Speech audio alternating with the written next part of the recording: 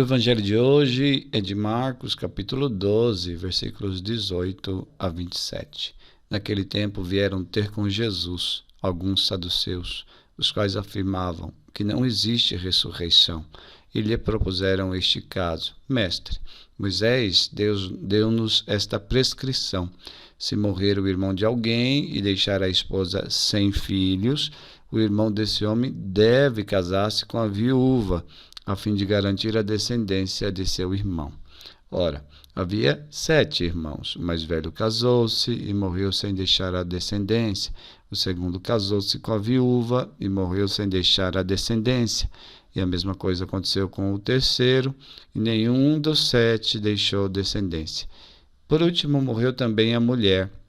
Na ressurreição, quando eles ressuscitarem, de quem será ela mulher?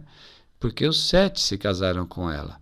Jesus respondeu: acaso vós não estáis enganados por não conhecerdes as Escrituras nem o poder de Deus?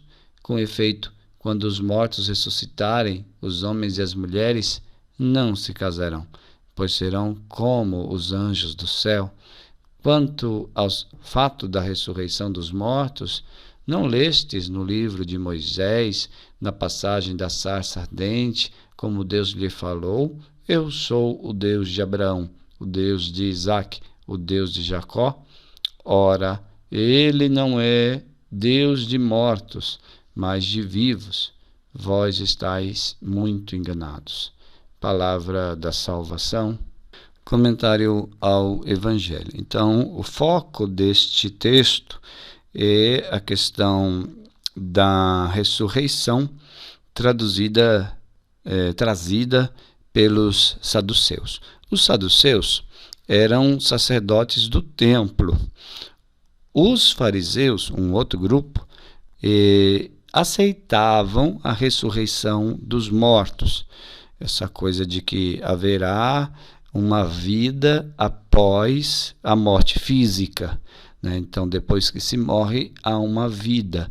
Nós acreditamos que depois que morremos, um dia nosso corpo vai se unir à nossa carne, e a isso nós chamamos de ressurreição.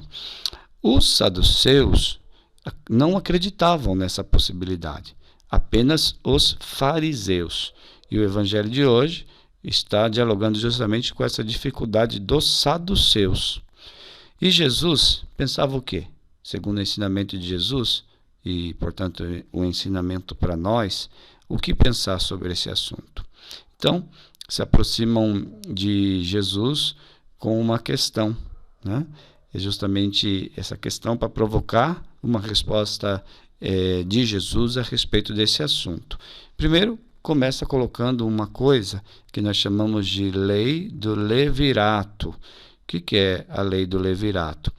Era justamente uma lei que garantia a descendência de um homem que tivesse morrido sem deixar filhos.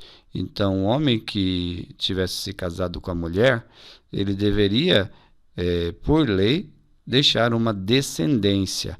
E aí a descendência, se esse homem morreu e não tinha feito um filho, então como que você teria a descendência desse filho? Através do irmão. Então, a mulher casava-se com o irmão daquele falecido, a fim de que, então, houvesse uma descendência daquele ramo masculino. Então, o irmão do falecido ficaria com a viúva, e o filho que deles nascesse tomaria o nome do irmão morto, para que seu nome não se apagasse, para que se perpetuasse o seu nome. Então, colocaram essa questão de uma mulher que se casou com 7 irmãos que sucessivamente foram morrendo sem terem filhos. E a pergunta maliciosa desses homens, né, era essa: se então existe ressurreição, essa mulher no céu, nessa ressurreição, vai ser a esposa de qual? Porque ela se casou com 7, né? Então, quando ressuscitarem, ela será a esposa de qual deles? É uma pergunta que tenta invalidar, né, a ideia de que haverá uma ressurreição. Então, com uma pergunta de cunho doutrinal. Aparentemente eles estão interessados na resposta de Jesus, mas na verdade eles estavam querendo combater a fé na ressurreição, então não estavam preocupados com a resposta de Jesus. Quem foi a esposa de 7 maridos que faleceram? De qual deles será a esposa nessa tal dessa ressurreição? A resposta de Jesus, no entanto, é uma resposta muito importante, porque ele vai mostrar com sua resposta que a vida dos ressuscitados não é repetição dessa vida, né? O que fazemos aqui, mesmo o que acontece de bom e positivo, não se repetirá necessariamente na vida eterna. Tanto que quando a gente diz, né, no dia do casamento de alguém, que o padre abençoa o casamento e diz, né, até que a morte o separe, né? Exatamente, a morte põe fim, porque depois na outra vida nós não vamos ter as mesmas relações, não vão se repetir essas relações lá. Lá nós seremos outra coisa, apesar de sermos nós mesmos, do ponto de vista de ser, nós seremos como os anjos de Jesus. Esse ser como os anjos é muito importante, não entender que esse ser como anjos é uma expressão comparativa, como anjos, no sentido de que nós teremos uma vida eterna e nós estaremos louvando a Deus, nós estaremos a serviço de Deus, nós estaremos em relação direta com Deus. Essa vai ser a nossa existência na ressurreição. Não significa que a gente vai ser anjo. Uma coisa é eu dizer, você é como um anjo. Uma outra coisa é dizer, você é um anjo. Só que nós não podemos dizer, você é um anjo, para uma pessoa de carne e osso. Porque uma pessoa de carne e osso tem carne e osso, o anjo não tem carne e osso, né? Então, anjo tem a substância, essência de anjo. Homem tem essência e substância de homem. São duas coisas totalmente diferentes. Quando uma criança morre, às vezes a gente fala assim, virou anjinho no céu. Não, ninguém vira anjo. Homem é homem, quando morre, vai para o céu. Ainda que bebê é homem, é de natureza humana. Então, não se transforma em outra natureza depois que morre. A natureza de homem, natureza humana do bebê é de homem. Então, vai ser homem na eternidade, vai ser humano na eternidade. Então, não se transforma em anjo, ninguém vira anjo. Agora, é claro que no linguajar corrente, no dia a dia, na fluidez dos diálogos, você é um anjo. Para o quê? Para dizer que a pessoa é como um anjo, a bondade dela, a simplicidade, enfim, né?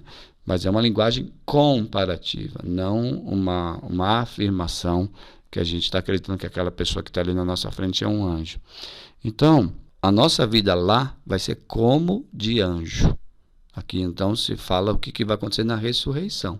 Estaremos a serviço de Deus, no louvor de Deus, eternamente voltados para Deus. E esses vínculos que nós constituímos aqui foram vínculos que nos prepararam para essa vida. Essa vida que nós temos hoje é apenas transitória. A vida que almejamos todos no final é aquela lá.